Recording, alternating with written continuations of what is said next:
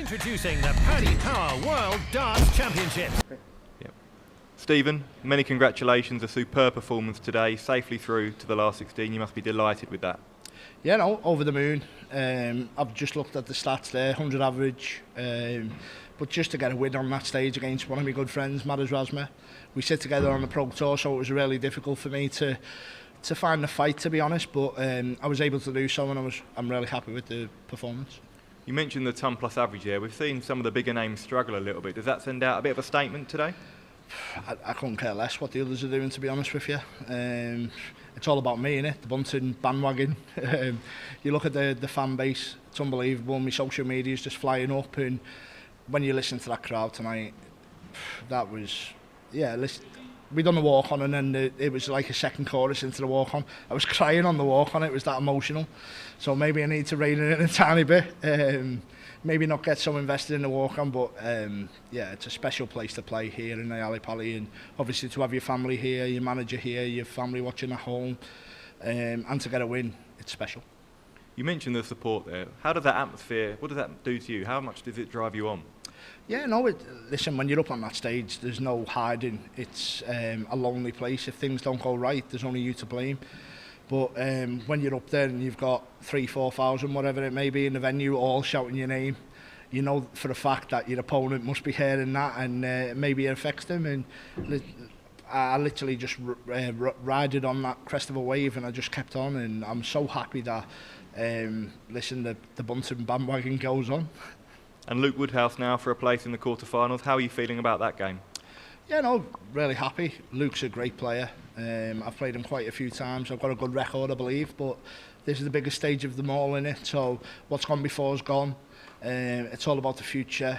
I'll make sure that I make sure that I'm 100% my best, and let's see what happens. Thank you. Stephen, congratulations. Was it nice to have a game drama-free, no coming on early or anything like that? Yeah, no, I think obviously the first game was difficult. Going on 45 minutes to an hour early would affect any player in the world, to be honest. And I was lucky that I was able to deal with that situation. Like I said, coming into this tournament, I'm playing the best I've ever played in my life. So I feel like the confidence is there with that fan base. Who knows where I can go, but I'm reaching for the top. Only 4 players have won world titles in both codes. The way you're playing, what would it mean to join that elite group to win it in both? It'd be massive. Obviously, when I first come over to the PDC and I was having that great run, the first ever year, and people said, oh, you could win the BDO and the PDC in the same year. That would have been special. But listen, to win any world title is always special, and the BDO title will always sit fondly in my memory. But if I can add this title to that class, I'd be really happy. I know I've definitely got the game to do it, but there's still a few hurdles to jump. But I'm prepared to jump them, and like you said, I'm playing the best I've ever played. I still felt a bit nervous tonight, which gives me a lot of confidence going into the next game, because I still feel like I've got more levels to give, and I don't feel like I played my best. But like I said, that gives me a lot of confidence. I know you said you don't care what the others are doing, but do you think the others will be paying attention to you? I don't care. Yeah, if they are, then happy days. I'm doing something right, aren't I? Like I said, I'd be stupid to take my eye off the ball. I need to be 100% focused on what I'm doing. It doesn't matter what anyone else does. It's all about me. Same at Liverpool Football Club, innit? Why worry about all the others? Because we're 27 points ahead. Stephen, big well done. You managed to rally sort of late on when Razma did come back at you. How pleased are you with the mental resolve towards the end of that match? Yeah, no, like I said, Madas is a really good friend, and it was always going to be a difficult game.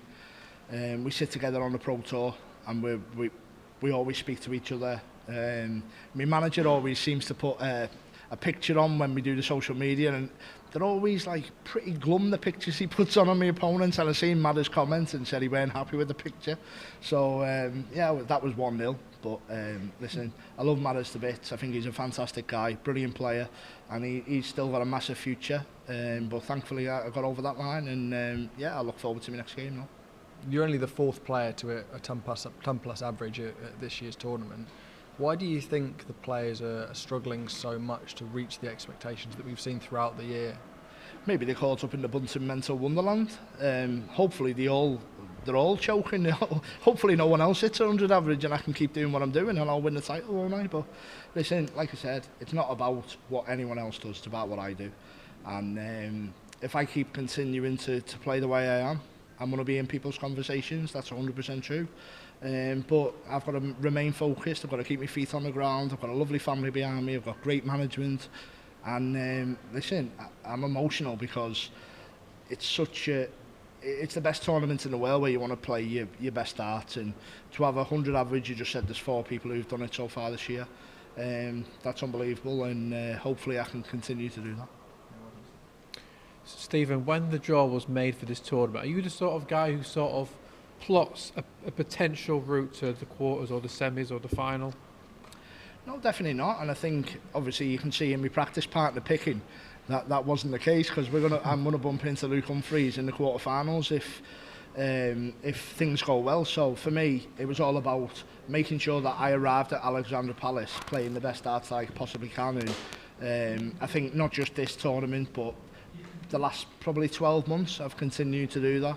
I've had 6 finals on the Pro Tour, I've won the Masters. Certain TV tournaments I've not been happy with, performance levels, but this is the biggest tournament to perform in it, and I've just averaged 100 there. Didn't feel like I played well, but I'm still in and I'm still dangerous. With what we've seen from you this year and in this tournament so far, you'll go into the game against Luke Woodhouse, quite a big favourite. Is it tough to keep that focus when, number one, you are a big favourite, and 2, it's for the quarter-final at the World Championship? No, I think that focuses you even more because you're expected to win. And listen, Luke Woodhouse is no pushover. He's played fantastic. He's just beat Damon Heta there, and Damon's threw a 9-darter at him, and yeah, for whatever reason he got over the line. But listen, I'm under no illusions. I need to play my best game to win that game, and yeah, I'm prepared to do it. I'm prepared to put the hours in now. I'll go home tonight if I'm on the 30th. If I'm on 29th, then obviously I'll probably stay. But yeah, hopefully I can have a day at home, make sure that I'm 100% ready, and I'll be ready for the next game. Brilliant. Thanks, Stephen. Well done. Thank you. Steve called 14 seeds, all lost in the second round.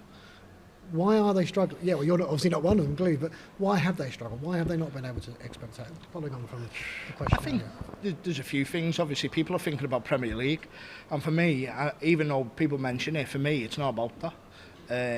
I've got more important things to do. I want to win this title, and with this title will take me in the Premier League anyway, so why think about Premier League? Why put the added pressure on myself when I know I'm playing well, I know I'm number 8 in the world, I know I'm having the best season of my life, but at the end of the day, I'm just a normal person. I need to make sure I keep my feet on the ground, forget about all the hype, forget about everything that's gone before, and now I need to focus on one more game, get through that next game, and then I'll focus on one more game, get through that, focus on one more game. It's all about the next game for me, and it's all about keeping focused. Some people think the ones that have gone out are burnt out, they're playing too much darts, there's too many darts tournaments. Is that correct? On the other side, do you think they shouldn't do the exhibitions perhaps? Listen, the calendar's really busy, but you can manage your own schedule. It's down to you to manage what you're doing. I absolutely love playing darts, and I have since I was a kid, and I'm getting paid to do it. So why would I want to pull out of any tournament when it's a prestige for me? I absolutely love being in every venue, them fans want to see me. So for me, going on that stage, performing in front of them fans, it's a dream come true. And you're going to ride that support, aren't you, all the way to the 3rd January? Yeah, no, 100%. And even now on the few days off, we'll make sure we hype it, and make sure that when I come back, that them fans are ready for me.